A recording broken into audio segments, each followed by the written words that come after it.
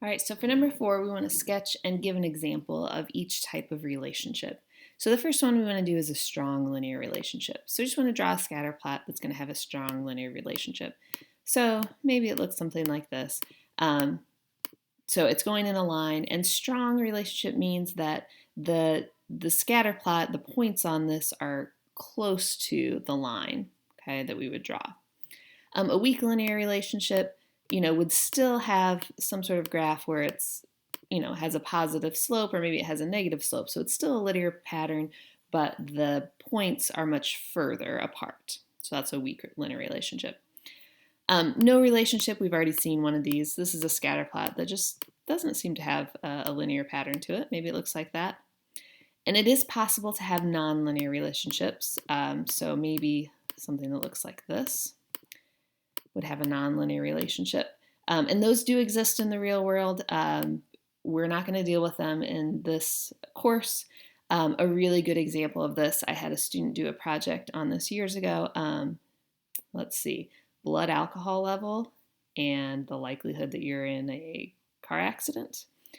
So as your blood alcohol level goes up, your chances of being in an accident rise, because you're obviously impaired. But then if your blood alcohol level gets too high, you're less likely to be in an accident because, you're so drunk you can't find your car keys, or if you're way up here, you're already passed out in your own vomit, so you're not getting in the car. So anyway, that was a good example of that. All right, so the question is, how do we know if something's strong or weak?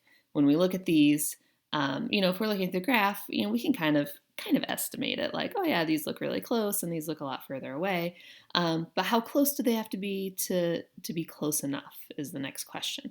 So that visual estimation is not good enough. So we have to get a more mathematical way to determine what's a strong correlation versus a weak correlation. The way we do this is with something called a Pearson correlation coefficient. We represent that with the Greek letter rho. It looks like a P, but it's actually rho. That represents, for a population, the strength of the linear relationship. Now, we never actually know what rho is, because in order to know rho, you would need to know every data point for the population, and we just never have all of that. So instead of using rho, we use just a sample.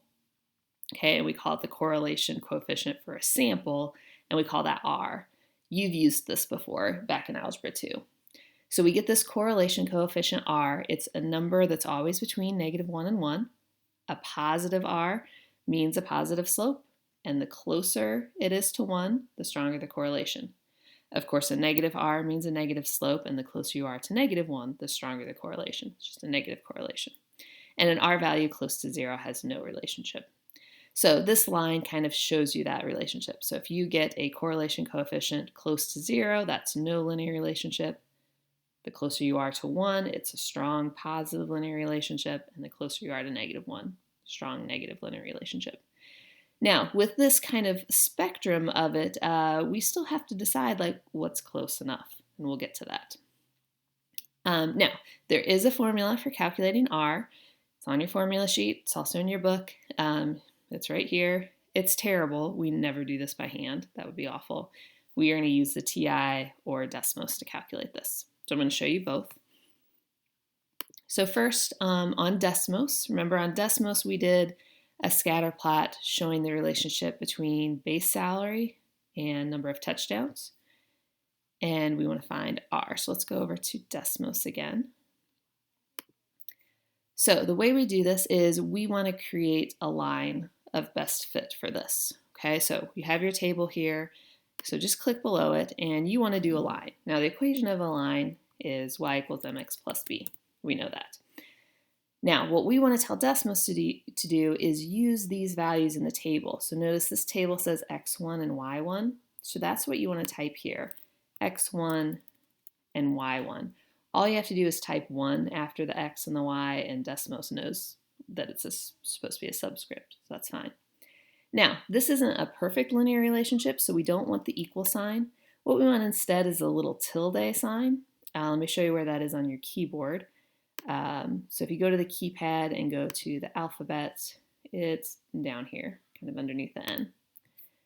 So what you're telling Desmos is we want a line that approximates this. So kind of think of it as approximately. And so it does it. It gives us a line, a best fit. And you can see from the graph, it's not a great line. The points are kind of far away from it.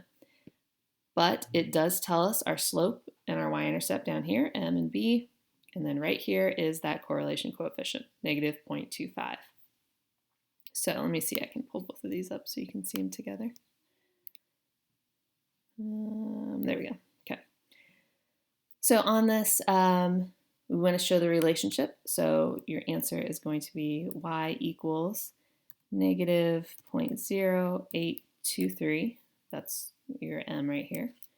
X plus your y-intercept was 7.4823. And we decided it also wanted to know our correlation coefficient r. R is negative 0.25. And we probably want to make some sort of statement about that. So since this r is close to 0, this is not very linear, okay? Okay, so that would be a good answer for that problem.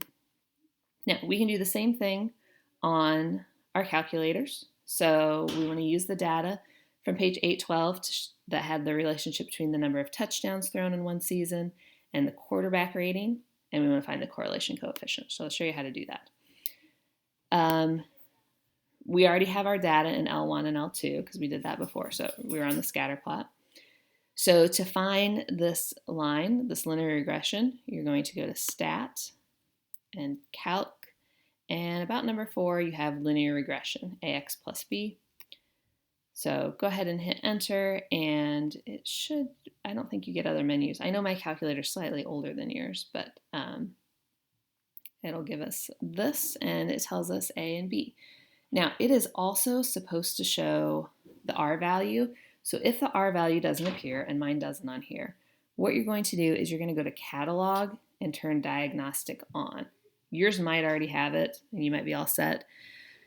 So Catalog is above the 0. So go Second and Catalog.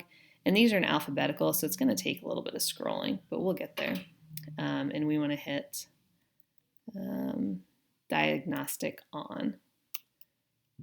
Just hit enter, and it says done, and then just go back to the Stat, Calc, linear regression. And that's what we want, okay? So for our answer here, our relationship that we found is y equals, let's see, this uses a for our slope, so 1.06x plus our y-intercept is 66.3. Our R value is 0.93. And that is pretty close to 1. So we can see that this is a strong positive linear relationship. Okay. Now, we still have an issue of what value of R would we consider strong? Is it strong enough? Like, would 0.83 be strong enough? Would 0.73 be strong enough? And we will address that in the next video.